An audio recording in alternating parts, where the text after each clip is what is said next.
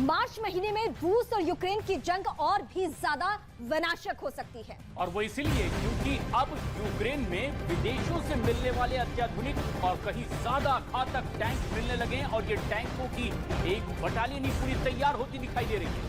साथ ही उन्हें जंग में उतार दिया जाएगा। पोलैंड से लेपर्ड 2 टैंक यूक्रेन पहुंच चुके हैं। कनाडा, स्पेन और नॉर्वे के टैंक बस पहुंचने ही वाले हैं। और डेनमार्क ने दावा तो यह भी किया है कि आने वाले वक्त में लेपर्ड 1 टैंक क्यूब पहुंच जाएगी।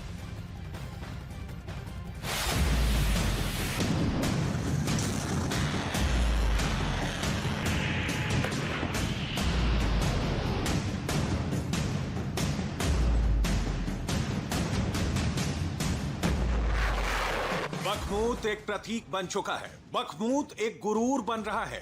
बखमूत ज़ेलेंस्की के लिए मनोबल का किला बन गया है, तो पुतिन के लिए बखमूत सबसे बड़ी चुनौती बन गया है। रूसी फौज 3 तरफ से बखमूत पर कब्जा करते हुए लगातार आगे बढ़ रही है। यूक्रेनी सेना कोशिश तो कर रही है, लेकिन उसके सामने रूसियों की विशाल फौज है जो गोला बारूद और हथियारों की कमी से जूझ रहे हैं।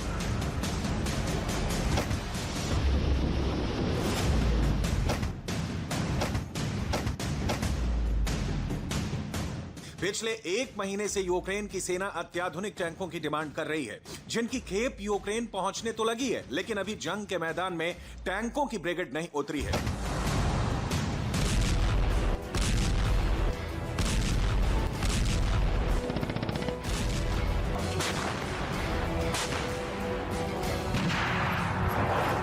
यूक्रेन टैंक ब्रिगेड के कमांडर के मुताबिक इन टैंक्स का काफी समय से इंतजार हो रहा है और यूक्रेनी जवानों ने लेपर्ड 2A6 टैंक पर भी ट्रेनिंग ले ली है।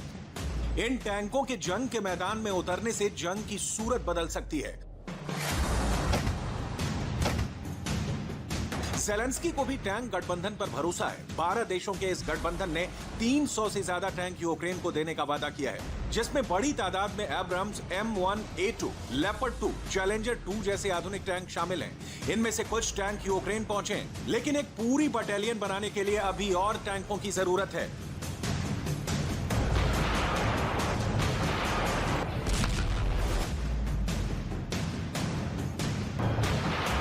हालांकि ज्यादा दिन बाकी नहीं है जब लेपर्ड 2 टैंक युद्ध के मैदान में होंगे।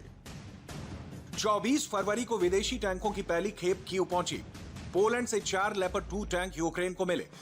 9 मार्च को पोलैंड से 10 और लेपर्ड 2 टैंक कीव को मिले। कनाडा, नॉर्वे और स्पेन से जल्दी ही टैंक आ जाएंगे। 28 टैंकों की एक बटालियन तैयार हो जाएगी। अगले हफ्ते लेपर्ड 2 टैंक की पहली बटालियन मैदान में होगी।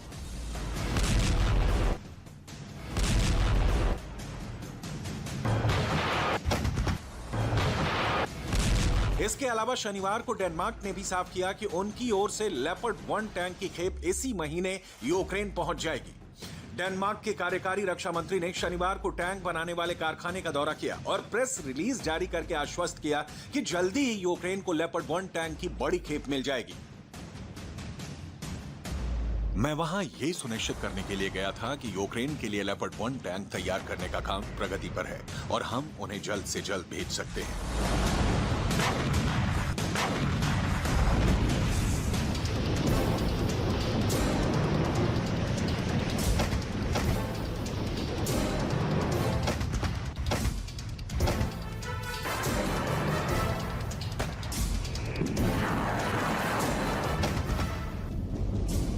पूर्वी यूक्रेन में जबरदस्त घमासान चल रहा है। रूसी फौज के आगे अब यूक्रेन की सेना पस्त होने लगी है और ऐसे वक्त में उन्हें सबसे ज्यादा जरूरत है जमीनी लड़ाई को अंजाम देने के लिए आधुनिक टैंकों की। 12 देशों से 300 से 500 टैंकों की खेप यूक्रेन पहुंचनी है, जिनमें से कम 150 टैंक मार्च के अंत तक यूक्रेन को मिल जाने की संभावना है।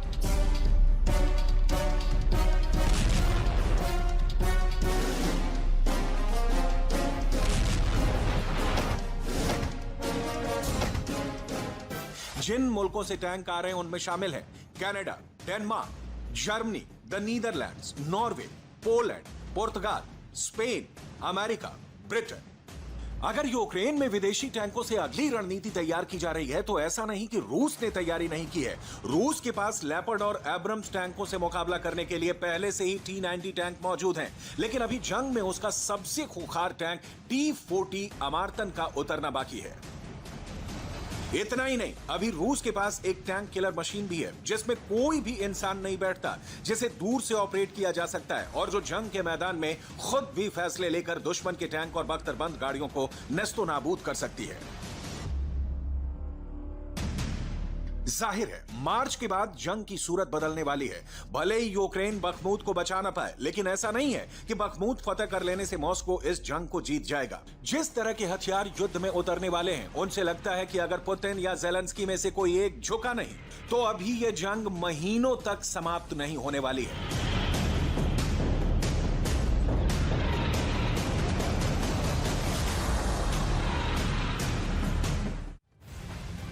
और इस किलर मशीन के बारे में सुनकर आपके भी जहन में कई सवाल खड़े हो रहे होंगे। आप जानना चाहते होंगे कि आखिर पुतिन का ये लेपर्ड किलर है क्या और कैसे काम करता है।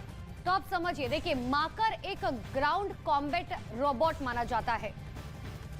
आर्टिफिशियल इंटेलिजेंस से ये लैस है। मार्कर को रूसी लेपर्ड हंटर भी कहते हैं। लेकिन इसकी एक और खासियत, मार्कर में दुश्मन की जानकारी भर दी जाती है और इस पे सीधे टूट पड़ता है। इतना ही नहीं, मशीन लर्निंग सिस्टम को ये पूरी तरह से अपडेट भी कर सकते हैं। मार्कर के दिमाग में टैंकों की तस्वीरें दर्ज रहती हैं। और जर्मनी के लेपर्ड 2 टैंक की भी ये पहचान करता है और सीधे सटीक निशाना लगा सकता है। देखिए, अमेरिका के एब्रम्स टैंक की बात करें तो अमेरिका के एब्रम्स टैंक की ये पूरी तरह से आसानी से पहचान कर सकता है और बिना रेडियो सिग्नल के भी काम कर सकता है। खुद दुश्मन की पहचान करके हमला बोल सकता है। सबसे खास बात यह कि दूर बैठकर मार्कर को कंट्रोल भी किया जा सकता है, जो इसकी सबसे बड़ी खासियत है।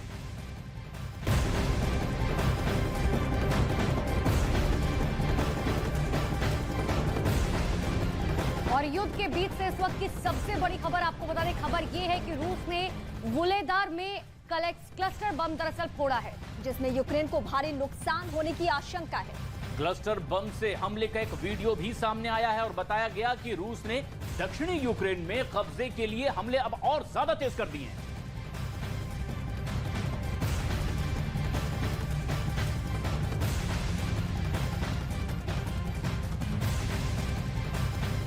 वुलेदार पर कब्जे के लिए किस तरह से एक के बाद एक ताबड़तोड़ हमले हो रहे हैं, ये तस्वीरें उसकी तस्दीक करती है। यानी अब पूरी तैयारी रूस की ये कि यूक्रेन के वो खास इलाके जिन पर उसकी पहले से नजर है, कुछ ऐसे हमले किए जाएं कि यूक्रेन उसके लिए पूरी तरह से तैयार भी ना हो। और अब क्लस्टर बम के जरिए एक बड़ा हमला किया गया है वुलेदार में।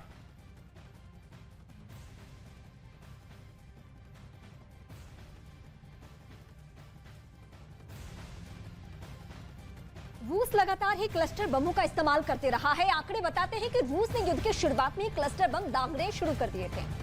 और आपको समझाते हैं कि दरअसल इसका सिलसिला कैसे शुरू होता है। क्लस्टर बम को लेकर के कई अहम और बड़े दावे किए गए कि किस तरह से उसने इसके जरिए निशाना बनाया और अचूक हमले किए हैं। सबसे पहले 2 मार्च 2022 को पहली बार क्लस्टर बम का एक सटीक इस्तेमाल किया गया।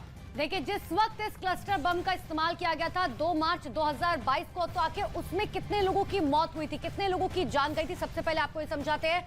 हमले में 3 लोगों की मौत हुई थी और बताया ये जाता है कि 10 से ज्यादा लोग जो है वो इस दौरान जख्मी हुए थे। 4 जून 2022 को कैसे स्थिति बदली, इसकी वजह से ये हम आपको बताएंगे। मिकोलाइव में क्लस्टर बम से हमला किया गया। मिकोलाइव भी वो जगह है जहां बार किया गया था और हमले में 12 की मौत हो गई है। और ऐसे और 41 लोग जो इस हमले के बाद जख्मी हो गए थे और ये बात उससे सामने आई कि ये सबसे ज्यादा और बड़ा नुकसान पहुंचा सकता है। तो अलग अलग तारीखों के हिसाब से आपको बता रहे, 12 जून की अगर हम बात करें तो 12 जून 2022 को खार्किव में 9N210 और साथ ही 9N235 क्लस्टर बम से जो है काफी तेजी से हमला किया गया था।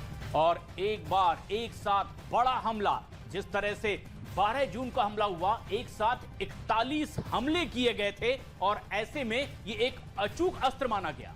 62 लोगों की इसमें मौत हुई थी और 200 ऐसे लोग जो कि गंभीर रूप से जख्मी हुए थे। ये 12 जून की ही स्थिति हम इस वक्त आपको दिखा रहे हैं।